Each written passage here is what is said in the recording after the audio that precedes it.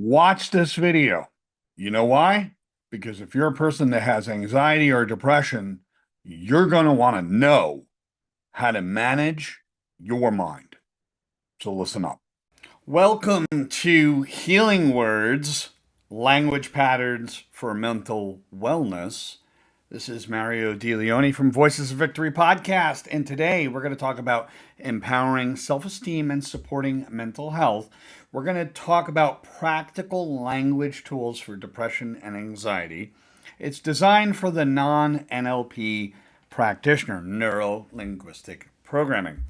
So what we're going to do is you're not going to learn a whole bunch of phrases. You could just ignore that, throw it away, crumple it up, toss it down the street, and watch it go into the sewer. No. What we're going to discuss is how that particular type of language can be utilized. It's not the phrases, it is much more. Let's go from here. Let's talk about the next concept, which is the power of language, right? With the power of language, the words shape our thoughts and emotions, as we know. And language influences self-esteem and mental wellness. If you are building self-esteem, the first step to that is building your values, stepping into and discovering what your values are. For this particular episode, it's all about positive language, which can reframe negative experiences. Basically put, the language we use creates the reality we experience. Now let's go from here. So when we recognize the limiting self-talk that's out there, we can identify the negative internal dialogue. And one way you could do this is through journaling. But the common patterns are like, I can't, I'm not enough. And now the awareness is the very first step to actual change. The first step to healing is to become aware of the words that we use to describe ourselves and our experiences. This is building self-awareness of internal dialogue patterns. Now, if you have trouble doing this on the fly, doing this at work, it's a good idea to have a negative reframe journal. So it's just a little notebook, and you write down, you just info dump your negative thoughts onto the paper. You start to underline them and start to identify them and start to reframe them. You can see my video on that for more details. Now let's go to the very first technique. One of the very first techniques, which is really a positive one, is shifting problems to the past. Shifting problems to the past. You can use past tense to reduce present impact. This is one of the reasons why I'm a big fan of saying I'm in the process of. If I'm learning something, I don't say, well, I'm trying to learn, or I think I'm working on this. No, I'm in the process of working on X, whatever X is. Now, an example would be, I used to feel overwhelmed, but now I'm learning to cope, or I'm in the process of coping, or I'm in the process of understanding how to cope. It's a little bit more productive. It creates a mental distance from the negative feelings. We transform I am anxious into I used to be anxious, and now I'm discovering calm. So you see how that goes there, is that we first take it into past tense. We say, I used to be anxious, and now I'm discovering calm. So we're not lying. This isn't like, let's lie to ourselves. It's not playing a game. We used to be anxious, and now I'm discovering calm, or I'm in the process of calm. So we are replacing the one we're getting rid of. We're taking the one we're getting rid of, we're shoving it in the past, and we're replacing it with something new. So that's why I want to assure you that it's more of a replacement, and we're not going to sit here and tell ourselves a mental lie. That's not the case at all. It's all about presupposing positive change. Presupposing, right? Now, language that assumes improvement is happening. That's the whole point. Having that language that assumes that there's some kind of improvement going on. So examples are as you begin to feel better when you notice progress, right? So we can start using phrases like this, encouraging a hopeful mindset through this. So when you start to notice the positive changes, right? Or as I work on this skill, I am beginning to experience confidence. As I begin to learn more about myself, I can step into a proper mindset. As I begin to feel better about who I am, I start to notice the positive changes in my environment and around me in my life. So you see how we could use the as you begin to feel better or as you begin to feel X. Now, another one is when you notice. When I notice that I'm improving in this one area, I'm going to put more effort into it. So you can see when you notice or when I notice. That's the power of it. It's presupposing. And we have to be able to throw in that second half, right? When I notice that I'm calmer, everything around me starts to come under control in my life. Whatever the case may be, when you start to notice the positive changes. So what this language pattern does is it plants the seed of expectation for positive outcomes. But it can also be used as a form of adaptation because there could be something that's difficult around the corner and you're just really adapting to what you're experiencing. That's also very possible. Now let's go on to reframing a negative thought. So we're changing the perspective to find new meaning. And the example would be this challenge is an opportunity to grow. It helps reduce anxiety and depression symptoms, right? So the negative thought is I failed, where the reframe or perspective shift is I learned. I am double wiser now. And that's another thing too, is like people go through a bad relationship. Let me give you an example.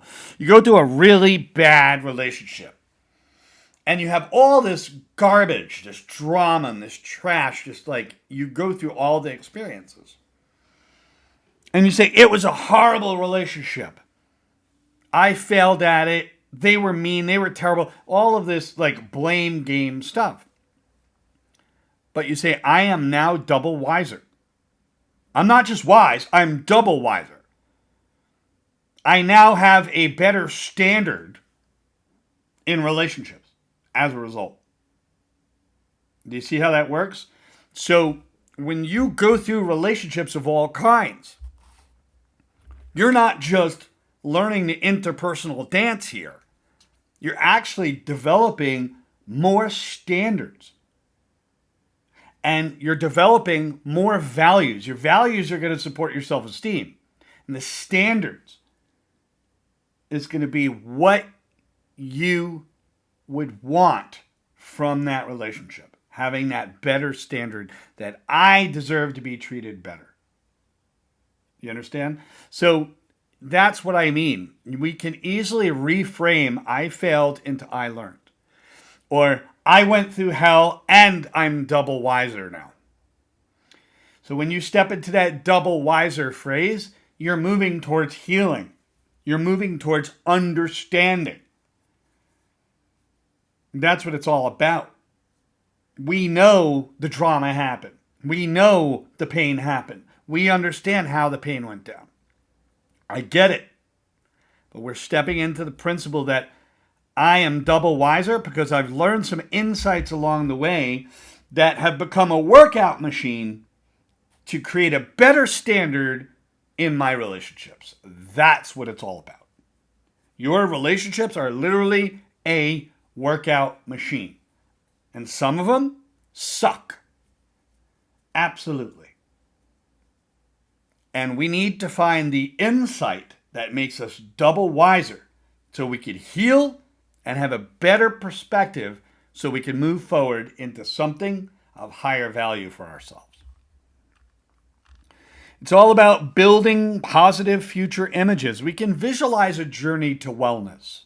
You can visualize success and, of course, well-being. I'll just zoom in on this a little bit here. Okay. And you're able to understand that we visualize success and well-being. If you can't visualize it, imagine it. Try to close your eyes. Use vivid sensory language and make the pictures that you see or the mental movies large, bright, close, and filled with positive emotion. And this will strengthen your motivation and, of course, your resilience. So if you imagine yourself waking up tomorrow feeling refreshed, confident, and ready to embrace the day with positivity and strength, you could do that before you go to bed. You could do that before you go to bed. It primes your mind for the following morning. When you wake up in the morning, you can say a key word. Some type of key word that will move you into action in the morning. Move you out of bed. That's very important. Let's go to the stop technique, right? The stop technique is a wonderful, wonderful technique. So we stop the negative thoughts in their tracks. And the techniques of deep breathing and grounding and refocus. One of the things you could do is keep your head straight, look straight, and rotate your eyes on the edge of your peripheral vision counterclockwise. And you inhale. Do that about 10 times. It'll help you derail that old pattern. All right, every time you roll your eyes, literally counterclockwise, and breathe deep while you do it. That'll ground you in the present moment. That'll help you to refocus and quickly choose something. After you're done moving your eyes that way, you could quickly choose a different thought, a positive thought. And by the way, it doesn't always have to be positive. I'm not going to throw sunshine and rainbows at you, but it can be productive. Productive meaning it's moving you forward in some way, shape, or form. Can be objective, having a sense of objectivity. It can be neutral. Neutral has a lot of value. You can get to positive from neutral. That's what I want you to understand. If you have difficulty getting to positive and you feel like it's just toxic positivity and sunshine and rainbows, get to neutral. Then you can move gently in a more productive, positive direction. Productive means something is going on. There's actually some work happening. And there's a good feeling you get from that. And then, refocus. Choose that positive or neutral thought or a productive thought. You could always ask yourself the question, is this a useful thought? If the answer is no, your brain should respond with that. You should say, no, this is not useful. If it is useful, you'll find the use in it immediately and you'll be able to move forward a little bit more. So let's go ahead and go on to the last slide here.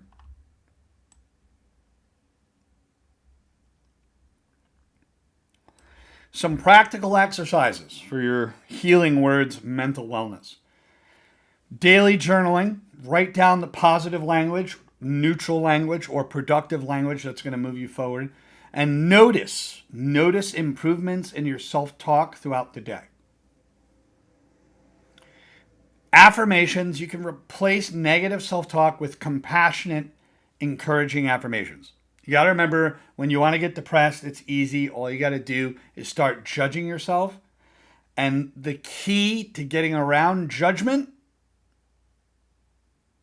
is compassion. Compassion will help you heal.